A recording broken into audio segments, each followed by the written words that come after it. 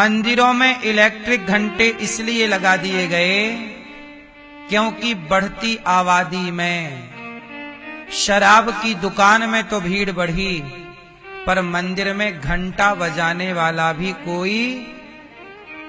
कोई नहीं। ये स्थिति है सनातन की। जबकि शुक्रवार को मस्जिदों में नमाज पढ़ने वाले मुसलमान बहुत होते हैं। मुसलमान नमाज पढ़ना किसी भी हाल में होंगे, कहीं भी होंगे, वो नमाज जरूर पढ़ेंगे। लेकिन हिंदू मंदिर में शाम को घंटा बजाने तक का टाइम नहीं निकालता। कैसे हिंदुओं का उत्थान होगा? इसलिए मुसलमानों के 52 देश हैं, 52। हिंदुओं का एक भी देश नहीं। क्यों? क्योंकि वो मुसलमान अपना कर्तव्य ईमानदारी से करते हैं। वो अपने बच्चे को बचपन से टोपी लगाते हैं, बचपन से नमाज सिखाते हैं। आप अपने बच्चे को तिलक कब लगाते हो? सिखा रखने की बात कब कराते हो? कब अपने बच्चे को हनुमान चालीसा पढ़वाते हो? जब आप सनातनी अपने धर्म को लेकर जागरूक नहीं हैं, तो कन्वर्जेशन तो होगा, कन्वर्ट तो होंगे। आप लोग ही जब धर्म का ज्ञान नहीं रखोगे तो आने वाली अगली 2 पीढ़ी बाद आप ही मुसलमान हो जाओगे। आपके बच्चों को सनातन का ज्ञान नहीं कराओगे, वो कल को कोई मुसलमान उसे बताए कि भाई तेरे सनातन में क्या है, मुसलमान का फायदा बताए, तो तुम्हारा अपना बच्चा भी तो हिंदू से मुसलमान हो सकता है। क्योंकि जब अपना वेश है ही नहीं, अपना ज्ञान है ही नहीं, तो जिसका अपना कोई स्ट्रक्चर ना हो, ढांचा ना हो, तो कोई भी उसे बरगला ले और ले जाए। हमारे यहां राजा महाराजा मर गए, संभाजी के ये नाखून निकाल लिए चिमटी से, ऐसे चमड़ी नोच ली, चमड़ा उतार लिया, चमड़ा ऐसे चाकू तलवार से चमड़ा उतार लिया और बोला कि धर्म बदल लो, मुसलमान बन जाओ। छत्रपति शिवाजी के बेटे हैं संभाजी। टुकड़े कर दिए शरीर के, जीभ काट ली, उन्होंने धर्म नहीं छोड़ा। क्यों? उन्होंने धर्म क्यों नहीं छोड़ा? क्योंकि उन्हें धर्म का ज्ञान था। आप लोगों में से बहुत लोग तो धर्म का ज्ञान रखते नहीं, तो धर्म का ज्ञान ही नहीं है तो धर्म तो आपने छोड़ ही दिया। धर्म छोड़ दिया तो कोई भी आपको पकड़ के 4 बातें समझाएगा, आप वो मान लोगे और आप वो हो जाओगे। आप क्रिश्चियन की संगति में चले गए तो आप क्रिश्चियन हो गए, मुसलमान की संगति में चले गए आप मुसलमान हो गए। आजकल आपके घर में झगड़ा है, आजकल आपके घर में चुगली है, निंदा है, आपके घर में संस्कार नहीं है, धर्म नहीं है। धर्म की आप लोग सच बताना, आप लोग अपने घर में कितनी देर राम की, कृष्ण की, धर्म की, सनातन की बात करते हो? अपने बच्चों से बताओ जरा, किस घर में कितनी देर बातें होती हैं? जब धर्म की बात ही नहीं करोगे तो धर्म को जानोगे क्या? कोई भी बरगलाएगा, आप चले जाओगे। एक picture I, movie the Kerala, मैंने पूरी नहीं देखी, एक छोटा सा हिस्सा उसका क्लिप देखा है।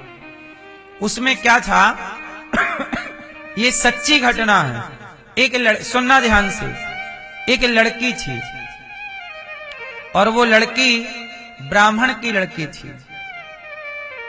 वो लड़की कॉलेज में पढ़ती, तो कॉलेज में उसे लड़की को मुसलमान लड़कियों से दोस्ती हो गई। तो मुसलमान लड़की भी अपने धर्म के प्रति सजग है।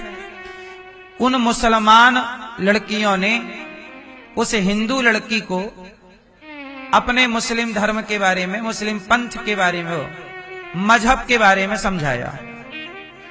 बताया कि ये है हमारे यहां, तुम्हारे हिंदू धर्म में तो कुछ भी नहीं। हिंदू से तोड़ा और मुसलमान से जोड़ा। अब हुआ क्या कि वो लड़की हिंदू की उनकी बातों में आ गई और उसने कहा कि हमारे यहां तो हूरों की बात होती है, जन्नत है। उसने भैया आतंकी संगठन से उस लड़की को मिला दिया। और वो सच्ची घटना है ये। वो हिंदू लड़की आतंकी संगठन के संग चली गई।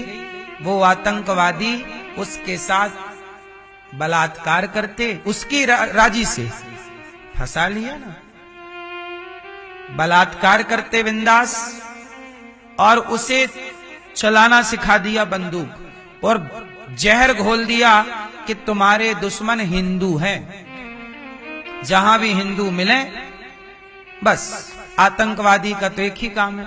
अभी नहीं जात पूछ के मारी, तुम हिंदू हो, ठा ठा ठा ठा ठा। अभी पहलगांव में क्या हिंदू हो, ठा ठा ठा, हिंदू हो, मार दिया। अब वो लड़की बन गई भैया आतंकवादी, हिंदुओं को मारती आतंकवादियों के गठन में रह के, और मुसलमान वो आतंकवादी उसका बलात्कार भी करते सामूहिक मस्त, और उसकी राजी मर्जी से। एक दिन उस लड़की, देखो हिंदू तो थी, खून तो हिंदू का है, आज नहीं कल चेतना तो आएगी। वो हिंदू का खून उस लड़की का जाग गया। उसने कहा कि मैं क्या कर रही हूं। उसे लगा अंदर से कि मैं गलत हूं। लो भैया, वो लड़की जैसे तैसे भाग गई और भाग के आधी रात को अपने पिता के पास आई, और पिता के पास आके बोली कि आपने मुझे आतंकवादी बना दिया। अब बाप बोला कि क्या बात करती है, मैंने तो तुझे अच्छे कॉलेज में पढ़ने भेजा था, तू ही किसी के भड़कावे में, किसी के प्यार व्यार में, लव जिहाद में फंस गई और तू ही चली गई, और मुझे बोल रही है कि मैंने तुझे आतंकवादी बना दिया। कोई बाप अपनी बेटी को आतंकवादी क्यों बनाएगा? उस लड़की ने जो कहा वो सबको सुनना चाहिए। उस लड़की ने कहा, पिताजी आपने मुझे समय रहते बचपन में अपने सनातन धर्म का ज्ञान दिया होता, मैं अपने सनातन धर्म को, राम को, कृष्ण को समझ पाई होती, तो मैं आज किसी मुसलमान के चंगुल में फंस के आतंकवादी ना होती। उन्होंने मुझे समझा इसलिए दिया क्योंकि आप ना समझा पाए। आप राम के बारे में, कृष्ण के बारे में, सनातन के बारे में नहीं समझा पाए, लेकिन उन्होंने अल्लाह के बारे में समझा दिया, हूरों के बारे में समझा दिया, जन्नत के बारे में समझा दिया। तुम नहीं समझा पाए। इसलिए अपनी बेटी को, अपने बेटे को थोड़ा राम की कहानियां, कृष्ण कौन है, राम कौन है, हरिश्चंद्र कौन है, गंगा कौन है, यमुना कौन है, सरयू कौन है, शिव कौन है, गणेश जी कौन है, दुर्गा कौन है, थोड़ा धर्म से जोड़ना मेरी मां। वरना कल तुम्हारे बच्चे ना जाने बाजार में किसकी संगति में जाके बैठ जाएं और क्या हो जाएं। दोषी कौन है? वो लड़की आतंकवादी बन गई, सच बताना दोषी कौन है? बोलो, क्या वो माँ बाप दोषी नहीं है? वो तो दोषी हैं, वो तो चाह ही रहे हैं कि आप बिगड़े। आपका अपना दोष है। इसलिए कहता हूं, समय मिला करे तो बच्चों को लेकर सत्संग में आया करो, समय मिला करे तो बच्चों को कथा सुनवाया करो। अच्छे इंसान बनेंगे आपके बच्चे, अच्छा जीवन जिएंगे आपके बच्चे। हम सबके ऊपर एक 5वां ऋण भी है, मातृ ऋण, पितृ ऋण, देव ऋण, ऋषि ऋण। इस ऋण से भी बड़ा एक ऋण और है। कौन सा? भारत माता का ऋण है हम सबके ऊपर, और ये ऋण ईमानदार होकर के इस भारत माँ की सेवा करके चुकाना है सबको। हम सबके ऊपर अपनी जननी जन्मभूमश्च स्वर्गादपि गरीयसी। बताइए, भारत माता का ऋण आपके ऊपर है या नहीं? बोलो। ये भारत माता का ऋण कैसे चुकाओगे? समाज की सेवा करो, ईमानदारी से रहो। आजकल भारत में अपने ही अपनों से गद्दारी कर रहे हैं, भ्रष्टाचार कर रहे हैं, पैसों के लिए अपना ईमान बेच दे रहे हैं। क्या ये भारत माता से गद्दारी नहीं है? इसलिए साहब, पढ़ लिख के बड़े पद पे जाइएगा, पर वहां जाके भ्रष्टाचारी ना बन जाइएगा। इस देश की माटी के कुछ ऋण हैं, वो ईमानदारी से। यदि सारे बेईमान हो गए तो अभी एक पिक्चर आई है,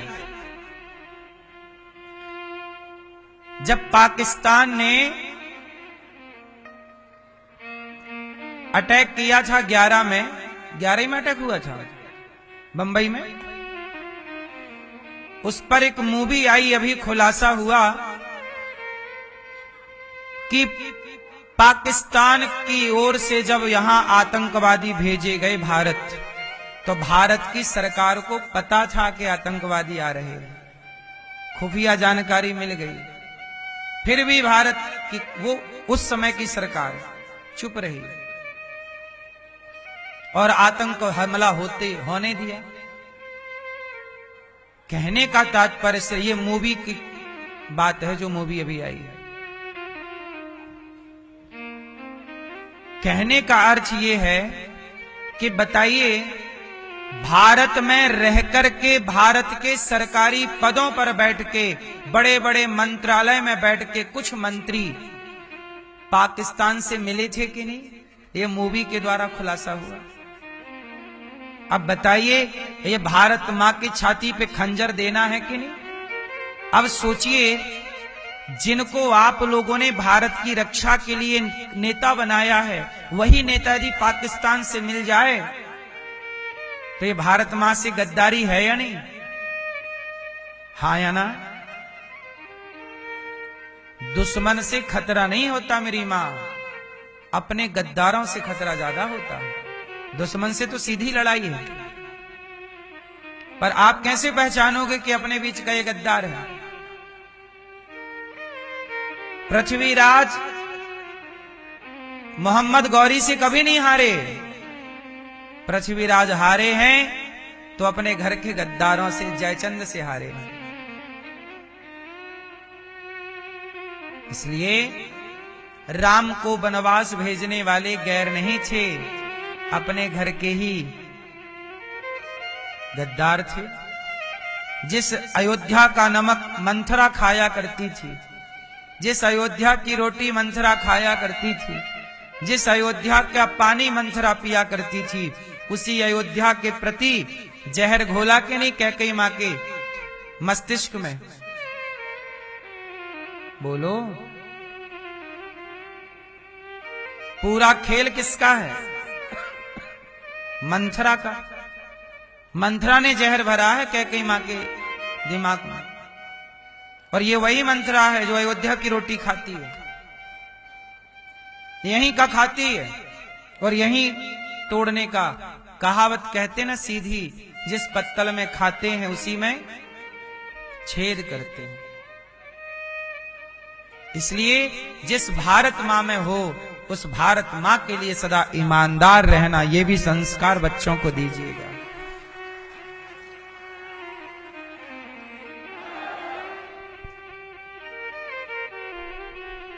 भारत से गद्दारी नहीं,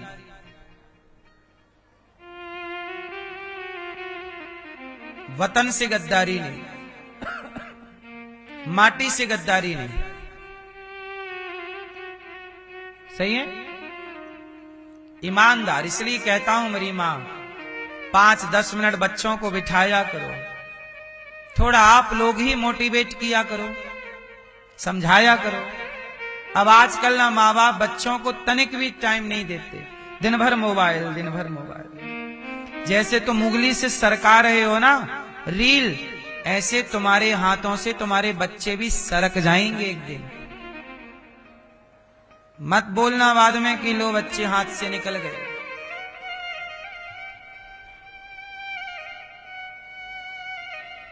समय रहते जाग लो, उठ जाग मुसाफिर भोर भई, अब रैन कहाँ तू सोवत है।